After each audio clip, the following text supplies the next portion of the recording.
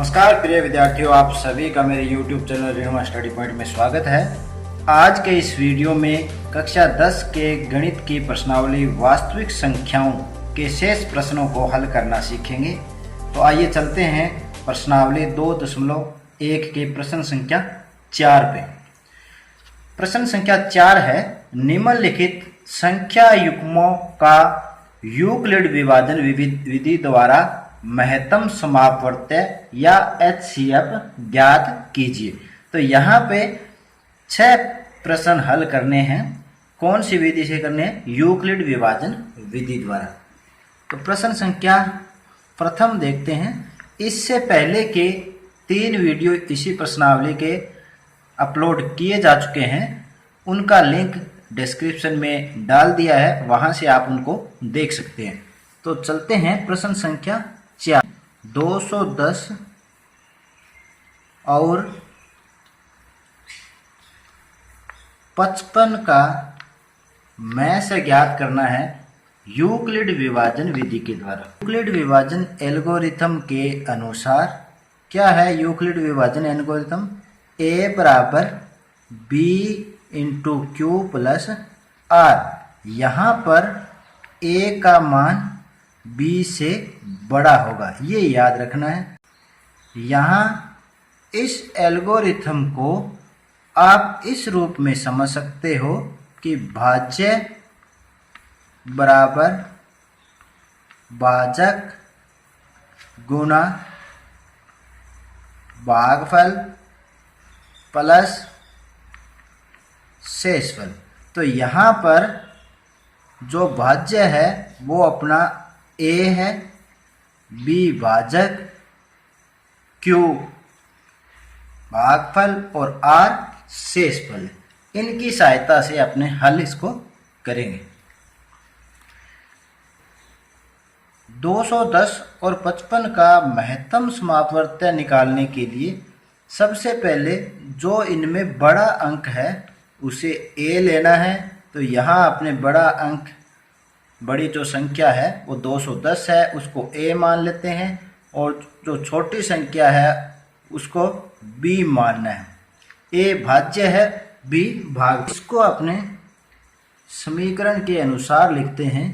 तो 210 बराबर B हो गया 55 गुणा, अब Q कितना है इसके लिए यहाँ रफ कार्य के रूप में या समझने के लिए यहाँ पे भाग देंगे 210 में 55 का।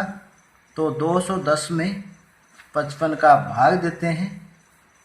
तो 55 का पहाड़ा देखते हैं, 55 कितनी बार जाता है? 55 दूना 110 और 55 तिया 165। ये कितनी बार जाएगा? 55 का भाग 3 बार गया, 165। इस तरह से नहीं आता तो इनको अपने रफ कार्य में गुना करके देख लेना है। तो इनका शेष कर लीजिए। 10 में से 5 घट के 5 रहे, और इधर 10 में से 6 घट के 4। तो यहाँ अपना भागफल 3 है और शेषफल 45 है। तो भागफल क्या लिखेंगे? यहाँ गुणा 3, क्योंकि देखिए A बराबर B गुणा Q भागफल है और R शेषफल है। शेषफल कितना है? 45। फिर इसी विधि को बार बार दोहराते जाना है, बार बार इसकी पुनरावृत्ति करनी है। कब तक करनी है? जब तक कि शेषफल का मान 0 नहीं रह जाए। एक बात आपको ध्यान रखनी है कि जहां पर शेषफल का मान 0 आता है उसका भागफल होगा, वो ही क्या कहलाता है? इन दोनों का मैस्य या महत्तम समापवर्तक कहलाएगा। तो इसका दूसरा चरण क्या करोगे? तो यहाँ पर आपको ध्यान देना है कि अब जो भाग देंगे वो इस 45 से देंगे, और किस में देते हैं? जिससे पहले भाग दिया था, यानी कि जो पहले भाजक था उसमें भाग देंगे। तो यहाँ देखिए 55 में 45 का भाग देना है। तो 55 बड़ी संख्या हुई तो उसको आगे A के रूप में लिखेंगे, और 45 छोटी संख्या हुई तो उसको B के रूप में लिखेंगे। अब भागफल क्या आता है? यहाँ से गुणा करते हैं। 45 एकम 45, कितने बच गए? 10। तो 1 भागफल आ गया, तो गुणा 1 प्लस शेषफल आ गया 10। अब इसी क्रम को, क्योंकि शेषफल अपने पास 0 नहीं आया तो और आगे दोहराएंगे, और आगे दोहराएंगे तो यहाँ 10 का अब भाग किस में देंगे, इससे पहले वाले भाजक पे। किस पे दे रहे हैं, 45 पे। तो अब यहाँ क्या लिखेंगे, ए बड़ी संख्या होती है 45 ए हो गया, और बी जो होती है वो छोटी संख्या यानी कि 10, तो भाजक 10 हो गया। 45 बराबर 10 गुणा, अब भागफल कितना आता है, 10 का पहाड़ा 4 बार किया, कितने हो गए 40, शेषफल कितने बच गए 5। तो यहाँ भागफल 4 प्लस शेषफल 5, अभी भी शेषफल 0 नहीं आया, तो इसी प्रक्रिया को आगे और दोहराएंगे। तो क्रम 4 में क्या लिखेंगे, अब यहाँ देखिए क्रम 4 में अपना भाज्य क्या होगा, ये जो 5 आया है इसको इससे पहले वाले भाजक के अंदर भाग देना है। देखिए क्रम वही है, 55 का भाग दिया, शेषफल बचा 45, अब 45 से भाग वापस 55 में दे रहे हैं, फिर शेषफल बचा 10, अब 10 से 45 में भाग देना है, फिर शेषफल बचा 5, और अब 5 से इस 10 में पुराने वाले भाजक के अंदर भाग देना है। तो बड़ी संख्या होगी 10 बराबर छोटी संख्या 5। अब इसका क्यू कितना आएगा, यानी भागफल कितना आएगा, भाग दे के देख लेते हैं, 5 दूना 10, और शेषफल क्या बचा 0। जहां शेषफल 0 आ जाता है वहां पर आपने ये प्रक्रिया रोक देनी है, क्योंकि जहां शेषफल 0 आएगा तो उसका जो भाजक होता है वो इन दोनों का HCF या महत्तम समावर्त्य कहलाएगा। तो यहाँ भागफल लिख दीजिए 2 प्लस शेषफल 0, तो लिख देते हैं चूंकि शेषफल,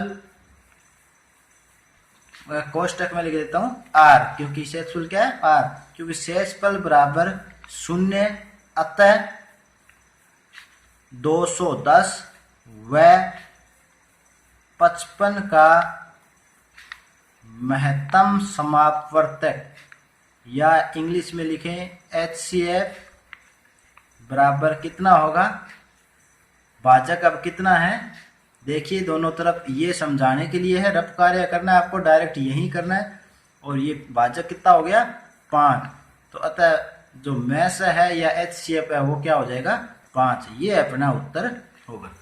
तो चलिए नेक्स्ट क्वेश्चन पे, क्वेश्चन नंबर 2, 420 और 130, तो यहाँ पे A कौन सा होगा, जो बड़ी संख्या होगी वो A होगी, और B कौन सा होगा, जो छोटी संख्या होगी वो B। Q और R अपने ज्ञात करने हैं, तो लिखते हैं, सबसे पहले आप यूक्लिड विभाजन जो एल्गोरिथम है वो लिख दीजिए, A बराबर B गुणा Q प्लस R। याद रखना है भाज्य बराबर भाजक गुणा भागफल प्लस शेषफल। आप ऐसे लिख भी सकते हो इसको, भाज्य बराबर भाजक गुणा भागफल प्लस शेषफल। ये जो बार बार नाम आ रहा है यूक्लिड विभाजन एल्गोरिथम, ये और कुछ नहीं है, यूक्लिड वैज्ञानिक ने जो ये अपने पहले जब आपको छोटी क्लासों में ये सिखाया जाता था कि आपके भाग की जांच कैसे करनी है, तब ऐसे ही करते थे, भाज्य बराबर भाजक गुणा भागफल प्लस शेषफल को उसमें जोड़ दिया जाता था।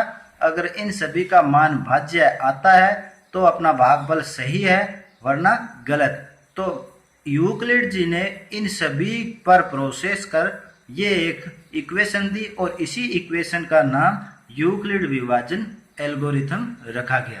तो यानी यह एक तरह की प्रोसेस है। तो सबसे पहले प्रथम चरण में क्या करेंगे, ए कितना है 420 बराबर बी की जगह लिखना है 130 गुणा क्यू, अपने यहाँ पे रफ कार्य में ज्ञात कर लेते हैं। तो 420 में भाग देते हैं किसका, 130 का। तो अब यहाँ पे 420 में 130 का भाग दीजिए, तो आप सीधा 13 का पहाड़ा पढ़ सकते हैं, 13 तिया 39, 13 चौका 52, यानी कि 3 पे चला जाएगा ये, तो 13 तिया 39 यानी 390। यहाँ देखिए 0, 12 में से 9 गए 3, शेष कितने बच गए 3। भागफल कितना आ गया, शेषफल 30 और भागफल 3। तो यहाँ लिख देते हैं भागफल प्लस शेषफल 30। अब इसी प्रक्रिया को कब तक दोहराना है, जब तक कि शेषफल शून्य नहीं हो जाए। तो यहाँ पे अब आगे अपने इसको फिर भाग देंगे। अब जो भाजक 30 हो गया, भाज्य क्या हो जाएगा 130। जो पिछली बार भाजक था वो अब क्या बन जाता है भाज्य। तो यहाँ पर 130 बराबर 30। अब भाग देंगे 30 का, तो कितनी बार जा रहा है, भाग दे के देखिए 30 चौके 120। शेष कितने बचे 10 बचे। शेष कितने बचे 10 बचे। अब यहाँ पे देखिए आप भागफल ये ऐसे लिखते a बराबर b गुणा q। q कितना आया है, यानी भागफल 4 और शेषफल 10। अब वापस यही प्रक्रिया दोहराएंगे। तो यहाँ 10 का भाग अब किस में दिया जाता है, इससे पहले वाले भाजक पे, यानी 30 पे। तो अब a का मान 30, b का मान 10 गुणा कितना आया भागफल 10 का पढ़ा 3 बार पढ़ा, कितना आगे 30 और शेषफल आ गया 0। तो ये प्रक्रिया भी यहीं रोकेंगे। तो अब भागफल हो गया 3 और शेषफल हो गया 0। तो अपना मैस है कितना हुआ कि इसका जो भाजक है वही क्या कहलाता है मैस है। चूंकि शेषफल यानी r है, शेषफल बराबर 0, अतः 420 और 130 का महत्तम समापवर्त्य HCF बराबर कितना हो गया 10। ये अपना आंसर होगा। तो इस तरह से इन चरणों को फॉलो कर अपने यूक्लिड विभाजन विधि के महत्तम समापवर्त्य ज्ञात कर सकते हैं। उम्मीद है कि इस वीडियो में समझाए गए प्रश्न आपको अच्छी तरह समझ आए होंगे। तो आज के लिए इतना ही, मिलते हैं